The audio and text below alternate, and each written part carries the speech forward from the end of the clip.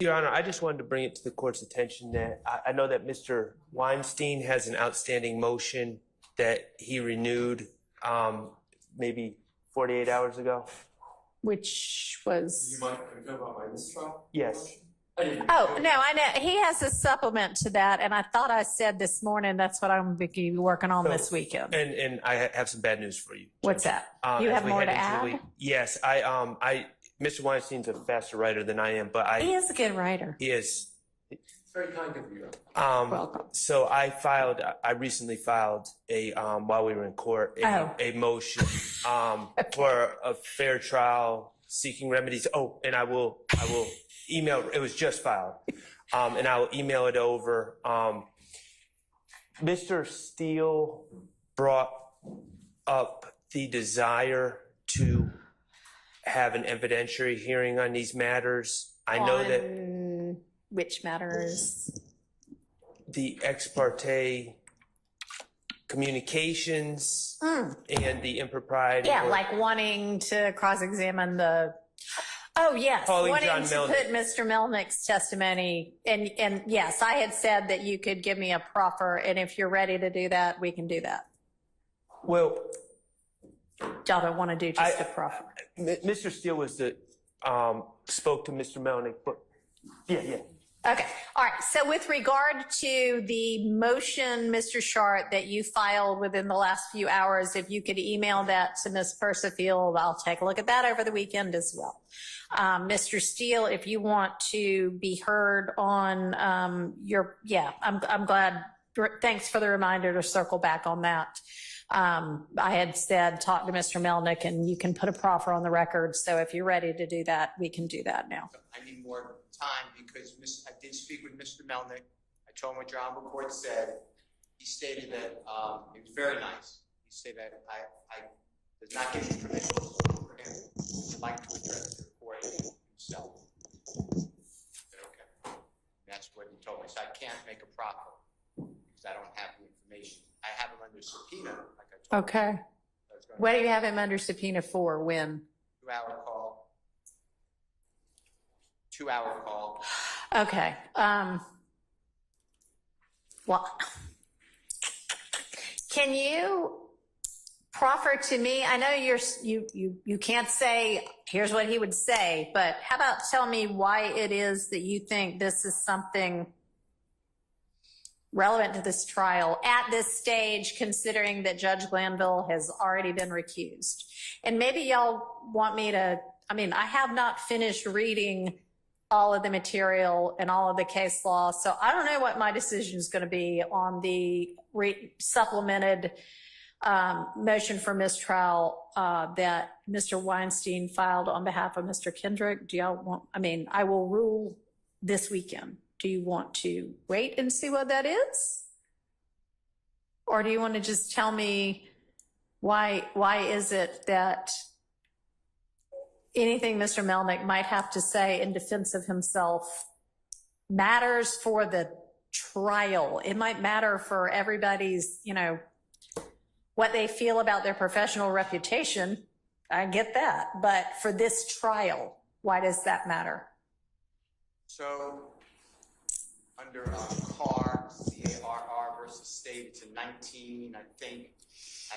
97 case, 98. It was the case that the gentleman who owned Pike's Nursery, I think, the house burned down. Yeah. There's great language in there about prosecutorial duties. All right. And it talks about that the prosecutors need to they carry the burden of, they can charge people, they can ruin people's lives just by the charge. And they have a duty to the public to be open and candid. Sure. So, and all lawyers do, but especially prosecutors. And Mr. Melnick, I know this because he did say this, and that's why he wants to address you, because he was not mad at me. He said he needs to have it on the record himself because he said that what the state was saying is not accurate. Okay. And I think that goes into your analysis of why there was a meeting in the first place. I don't think that it was appropriate, and I'm not picking on anybody, but like the Honorable Judge Krause said, if I was going to ask this honorable court for an ex parte meeting, I believe the way I always have it is there's a buffer. You have somebody say, what is it about? Yeah. I tell you, and I have to be candid. And if I'm not, in hindsight, you would probably, I assume, or any court would tell me, you had no right to do that because you got it with false pretenses. Okay. Mr. Melnick is going to say that what Adrian Love said to the judge is just patently not true. Via emails, her description of the emails is untrue. And there's no way to say that's inadvertent because she said that on Friday the 7th versus Monday the 10th, she kept talking about these emails and she changes her statement.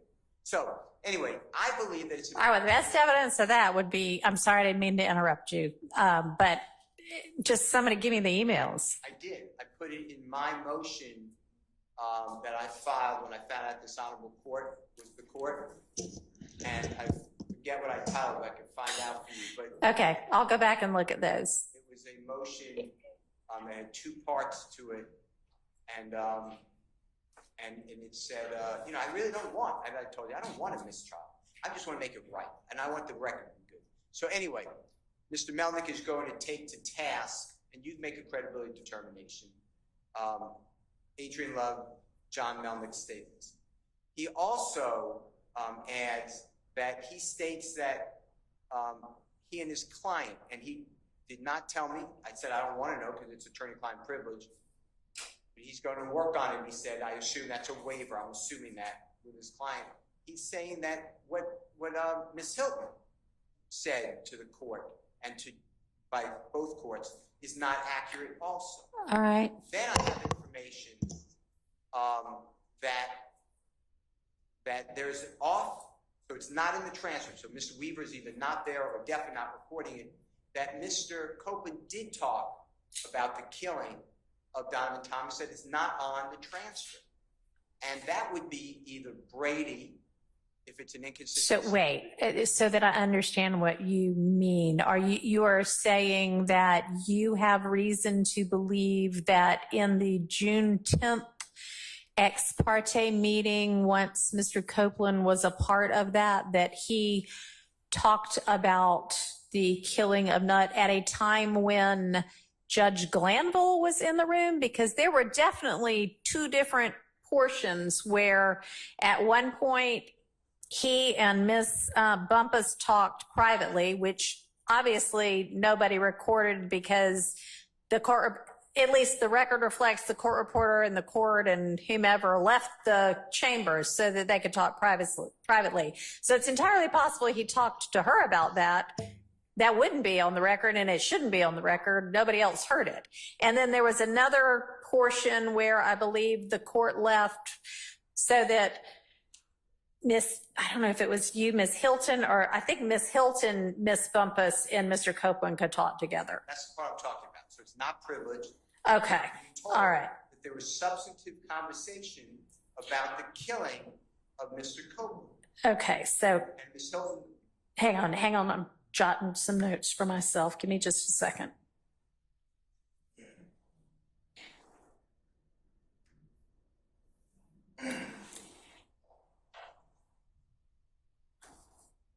All right, and you have reason to believe that whatever Mr.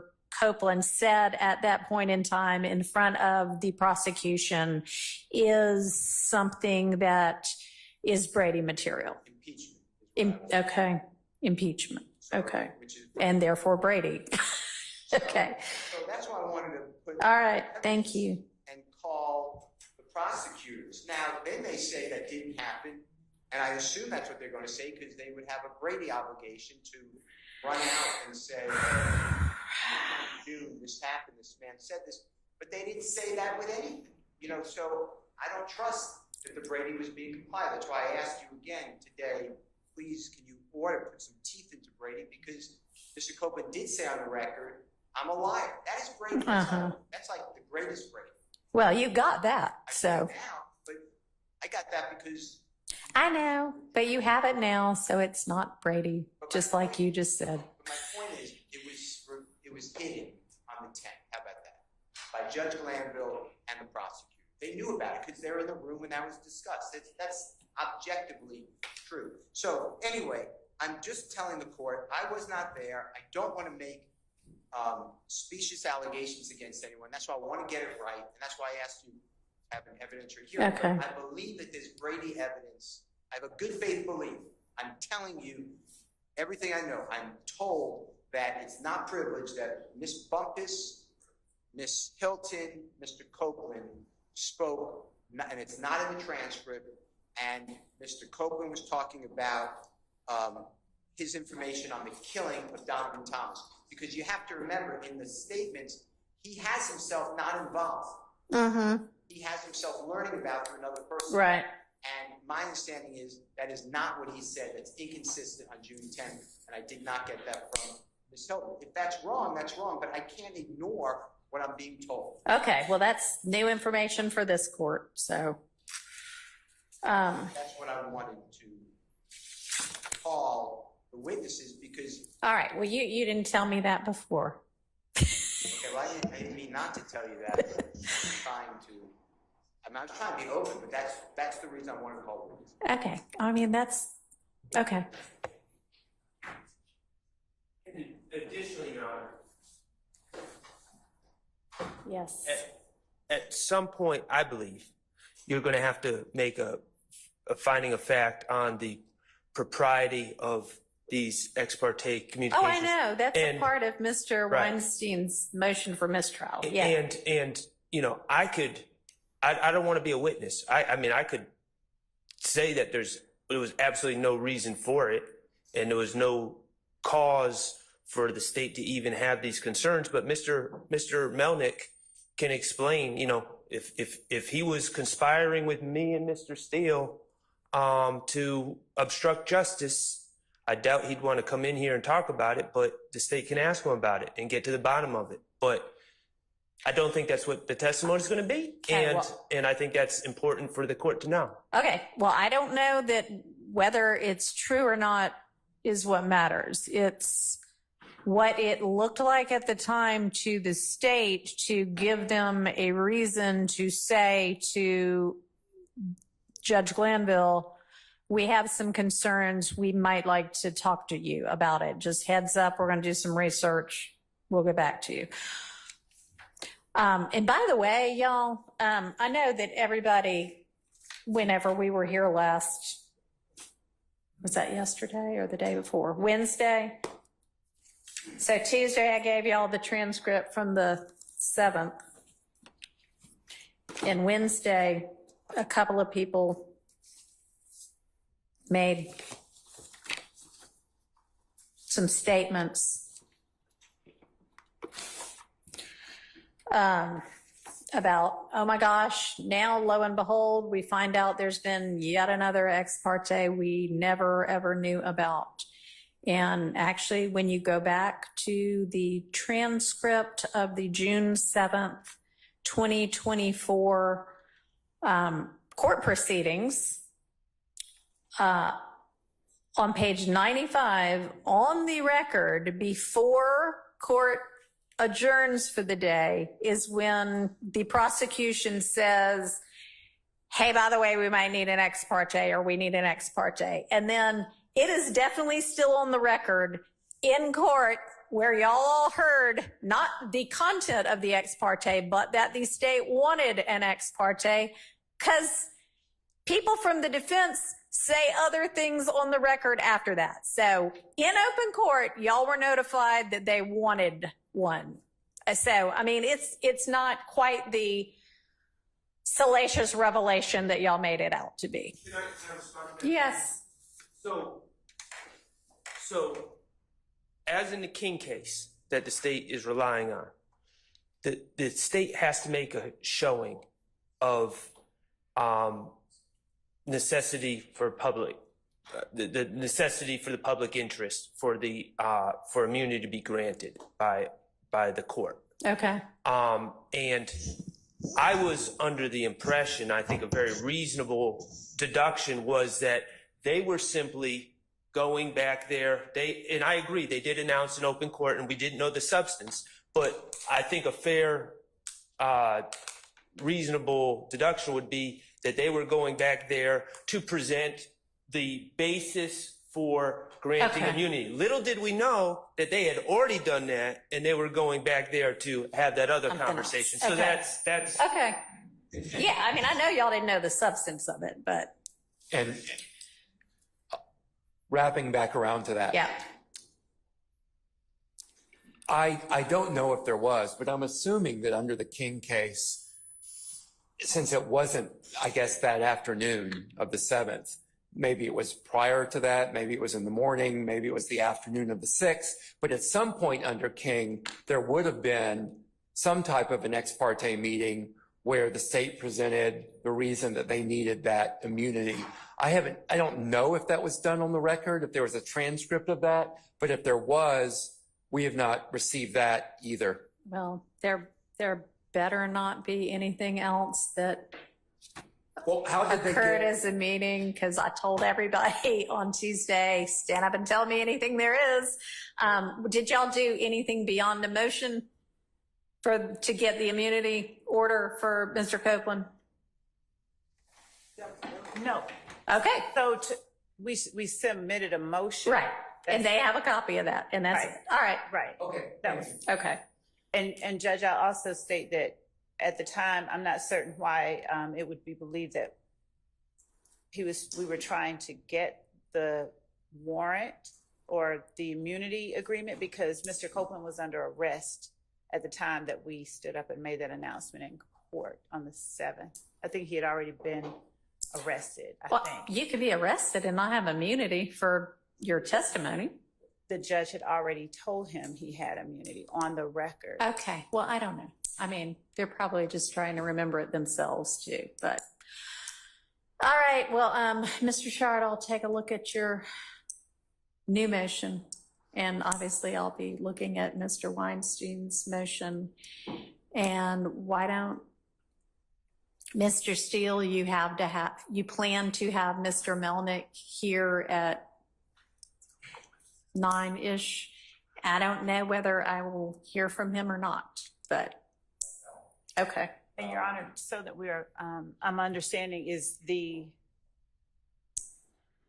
on Monday, we're having the matter that Mr. Steele wants to present Mr. Melnick for, Maybe, would that be a collateral issue of? maybe. Okay. So, So if I end up hearing from the two of you on that, I'm not gonna make you not be prosecutors in the case anymore. We can hear that separately if I even hear it. okay, and so would Mr. Steele be allowed to introduce extrinsic evidence of a collateral issue that he's raising about the emails and things of that nature? I mean, the emails are already in the record. I think he's complaining that at one point, I mean, the emails are what they are. And at one point you said, this was an email to me. And at another point you maybe said, I accidentally got copied on this email, but I think it's actually different parts of the email. I think there's actually an explanation for why that might sound inconsistent, but I'll go back and look at all of the transcripts. But beyond that, I mean, no, I don't think so. I don't know what he's got planned. Maybe you want to ask him, but I don't know if he's talking to you yet. So I don't know. We'll take it up Monday. All right. One last thing, Your Honor. On Tuesday, I believe I brought to the court's attention whether or not the court would allow, if we get to Mr. Copeland next week, I know you said the jurors might not come back until Wednesday. Right. Substitution of counsel, and Uh-huh. wanted to see if the court had made a decision or a ruling. Oh, There's one so- objection. Yeah, I never got any kind of written anything or further objection from anybody. So I think there's just the one objection that I didn't get a real good reason for. Okay, yes, there may be a substitution if we end up examining him while you were gone. Thank you, Mr. Weinstein. All right, we're actually in recess now.